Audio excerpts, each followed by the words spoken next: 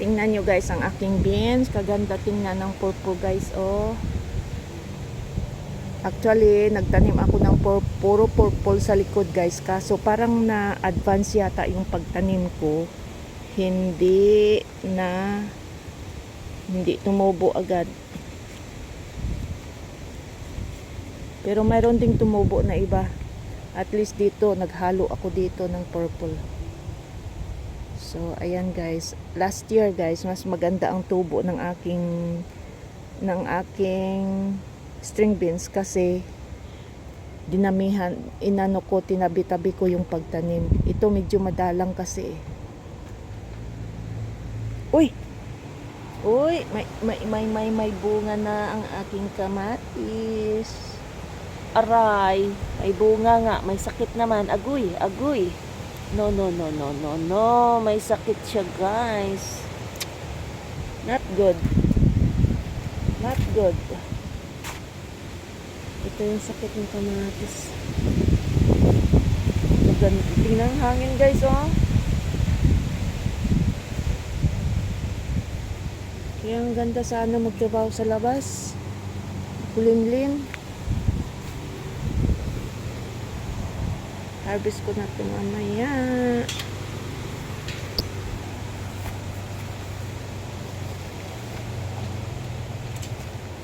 Agoy, may naglapat na naman. Agoy, hindi kasi pwede ito maglapat sa lupa, sa ano guys, sa baba. Kasi gagapangan niya ng insekto pag nakalapat. Kailangan naka-distansya yan. Yan. Alam nyo ba guys na may hinog na yung grapes ko guys. Ayan guys, oh. Hindi yata nakita ng wild ito guys. Agoy. Agoy. Tikman natin guys. Ayun guys, medyo yellow na. Wala. Umulan naman kahapon eh, kaya wag na hugasan.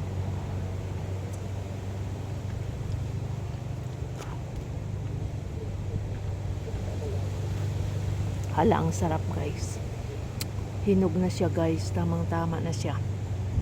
Umaagaw na yung sweet and sour guys. Kunin ko na siguro ito. Dadami na yan next year guys.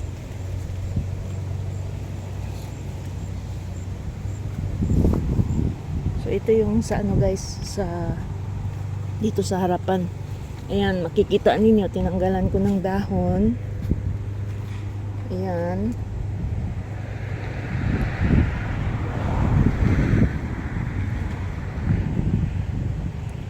Medyo madalang pambulaklak dito, pero dadami rin yan guys.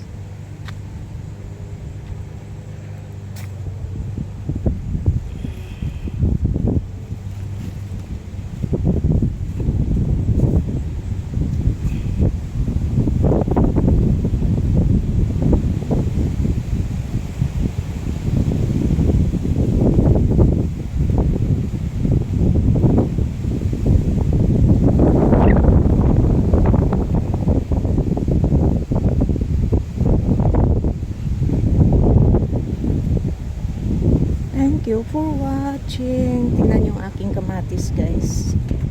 Ang aking kamatis, ang strawberries ko guys, next year na po, kakalat na yan dito. Ito ayaw ko niyan.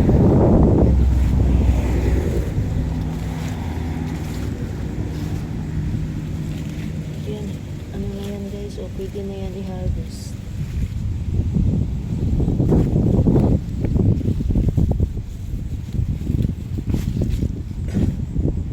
Problema dito yung mulberry guys, kinakalat ng ibon. Tapos pag ugat na, ang hirap tanggalin. Ano? So dito may mga kamatis pa ako dito guys. Oh. Kaya ito guys, yung bulaklak na yan, dadamihan ko yan next year. Ang ganda tingnan eh. Ngayon na ako nakapagtanim yan guys, ang ganda pala.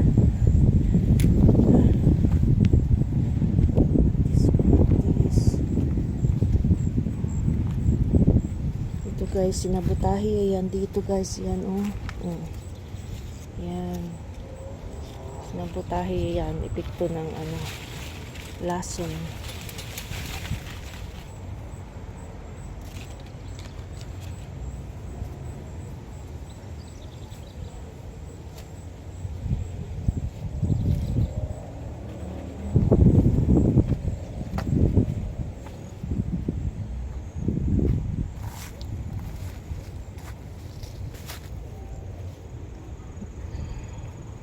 Super ganda, ang ganda-ganda, ang ganda-ganda niya.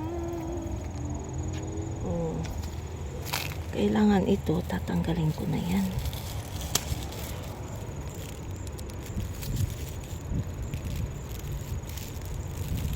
Ay, may bees. Uy, may bees nga. Oh, hala. Buhay? Hindi. Buhay?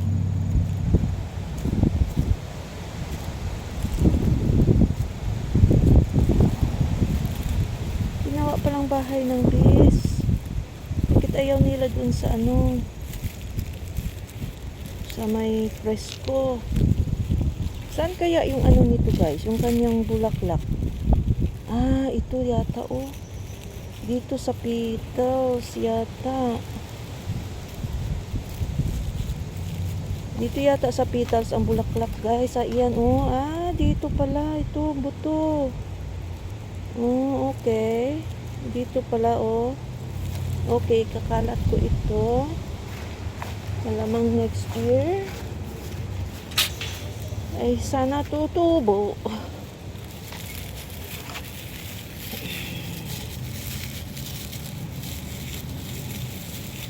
Okay, okay. Dito pala guys. Ayan.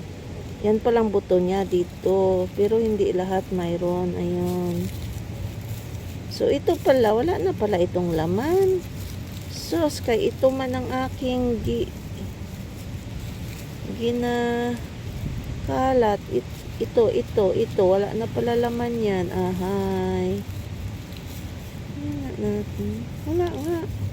Nasa petals niya pala. Okay. Nandito pala guys. Oh, yan guys. Oh, yan. Okay. Ngayon alam ko na. Kaya pala hindi tumubo yung ganito na inano ko. Wala palang laman yan. Ngayon ko lang alam. Ay, sas na ko.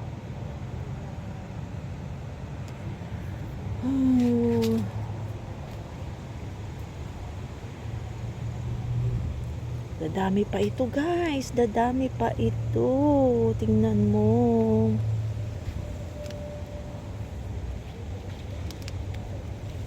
Mas mahaba yung green guys kaysa sa red. Ito nga pala dito yung grapes ko guys. Ano ba yun? O yan nga pala. Dito nga pala ako kumuha. Ayun ang grapes ko. Hinog na guys. Hinog na. Nandito pa sa puno niya. Buti na lang hindi na ng wild. Hinog na yan guys. Hala. Harvest ko na siguro yan. Mayroong ilang pungpong? 3. 3 pungpong guys. First niya. 4 yung isa maliit. Kain niya ako ulit. Ang ganda ang sarap Ito.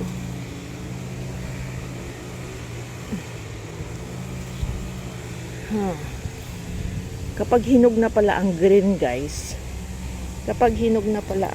Ay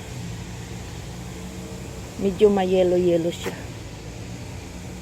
Ewan ko guys, ano nangyari sa aking sunflower. Tingnan mo